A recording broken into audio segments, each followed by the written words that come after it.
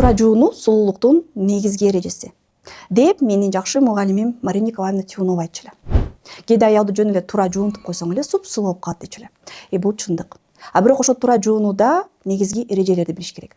Биринчи эреже бул өзүңөрдүн жуунучу каражатыңарды туура таңдоо. Ошол каражатты таңдап атканда эмнени билишиңер керек? Биринчи бул албетте pH. Айымдар, терибиз өзүнчө pH-ка ээ. pH деген эмне? Химияны эстеңиз. Щелочь болот, кислота болот. Биздин терибизде pH нейтралдуу. Эгерде биз өтө кычкыл умывалканы таңдасак, терибиздин pH бузулуп, терибиз аябай сезимтал болуп калат. Эгерде щелочту таңдасак, терибиз катып, кургап, терибиздин эпидермалдык барьери дагы бузулушу мүмкүн. Демек, мисалы биздин гель-пилинг нейтралдуу pH-ка ээ. Өзүңөргө издеп атканда дагы нейтралдуу pH менен издегиле. Бул нерсени абдан изилдеп, анализдеп окуңуздар. Экинчи бул умывалкаңар, жуунучу каражатыңар агрессивдүү болбош керек. Эгерде силер монтип окуп, кайсы заты агрессивдүү деп башыңарды оорутуңар келбесе, анда силерге жөнөкөй тест. Жуунгандан кийин 5-10 мүнөт өткөндөн кийин бетиңер тартылып, кургап, кызарбаш керек. Мисалы биздин умывалкадан кийин менин бир үйрөтүп жаткан айым, камера тартканга үйрөткөн айым өзү Москвадан болот, Орус улутунда аябай мындай мага жагымдуу WhatsApp'тан билдирүү жөнөткөн. Я, кстати, вчера попробовала умывалку и тоник. Я офигела просто, потому что я пробовала разные умывалки, и ни от одной умывалки у меня не было такой мягкой кожи. У меня, сухая кожа, и я обычно умываюсь и сразу увлажняю, потому что у меня просто ужасно стягивает лицо. А это я просто попутала и утром проснулась, у меня такая мягкая кожа. Я офигела. Очень крутая продукция. Айнур айым, мен ушунча көп брендти көрдүм, бирок өзүмө туура умывалка таңдай алчу эмесмин. Сиздин умывалкаңыздан кийин бетим тартылбай калды деп. Албетте баарына эле андай боло бербейт. Кээ бир адамдардын өздөрүнүн эпидермалдык барьери бузук болсо, церамиддер жетишсиз болсо, биздин умывалкадан кийин деле тартылышы мүмкүн. Бул жерде бирок кеп бөлөк. Ал жерде эпидермалдык барьерди калыбына келтириш керек. Демек, экинчи, жуунучу каражатыңар агрессивдүү болбош керек. Үчүнчү, жуунучу каражатта дагы бетке кан көрө турган, өзгөчө жакшы тазалай турган нерселер кошумча болсо, бул эң чоң плюс. Мисалы, биз бул жерде барбаристен жасалган жемиш кычкылдарын салганбыз. Мисалы, косметологко барганда сиздер дагы чистка кыласыздар. Чистка кылганда азыркы заманбап чистка процедурасында сөзсүз жемиш кычкылдарын кошот. Анткени жемиш кычкылдары терини жумшартып, кошумча нымдаштырып, көңдөчөлөрдү ачып, майларды азайтып, аябай жакшы тазалайт деп эсептелет.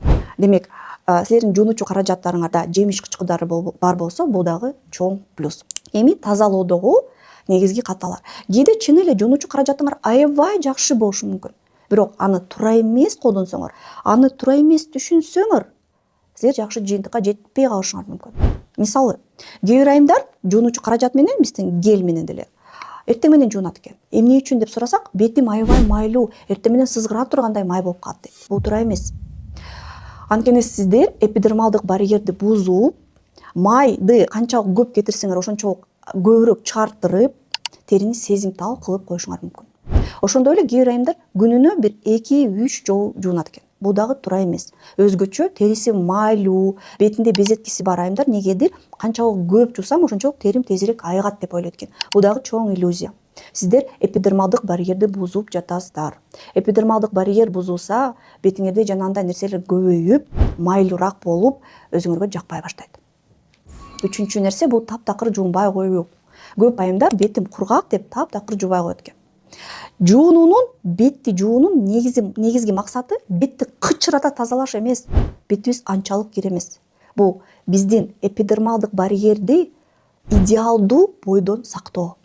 А бизге эмне үчүн идеалдуу эпидермалдык барьер керек?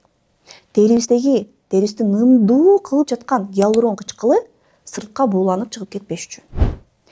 Биз койгон пайдалуу, кымбат баалуу кремдер, маскалар 100% эффект бериш үчүн. Алар сиңиш керек да. Эпидермалдык барьериңер туура эмес, бузук болсо алар сиңбейт. Күн тийгенде териде сезгенүү процесстери болбош үчүн. Анткени бузук эпидермалдык барьерде фото картаюу активдүү жүрөт. Эртерээк картайып кетесиңер. Керек экенби бизге идеалдуу барьер? Керек. А кээ бирөө ойлойт, жуунучу каражат жөн эле беттеги кирди алып, бет кычыраганга чейин жуу үчүн керек деп. бул андай эмес. Анан дагы бир нерсе, мен биздин укмуш сонун умывалкабыз менен күнүгө жуунбайм. Ооба. Эмне үчүн? Анткени мен өзүм теримди жакшы билем. Мен азыр климакс учурундамын. Мен 45-темин. Менин терим жука жана майы азайып баратат. Менин теримде коллаген, эстроген жок, сезимтал, эпидермалдык барьерим бузулуп баратат. Демек, мен бул гель менен жумасына 2-3 жолу жууп, калган жолдору мен энзимдүү пилингтер менен колдоном, гидрофилдик май менен колдоном. Демек, жуунуучу каражат жаман эмес. Же өттү бир укмуш эмес. Билим маанилүү. Биринчиден өзүңөрдүн териңерди жакшы билишиңер керек. Күнүгө анализдеп карап турушуңар керек. Сезимдериңерди байкашыңар керек. Кандай сезип атат өзүмдү терим деп. Анан албетте туура каражатты таңдашыңар керек. Видео пайдалуу болсо комментарий калтырып кетиңиздер. Эң кызыктууларына жооп берем.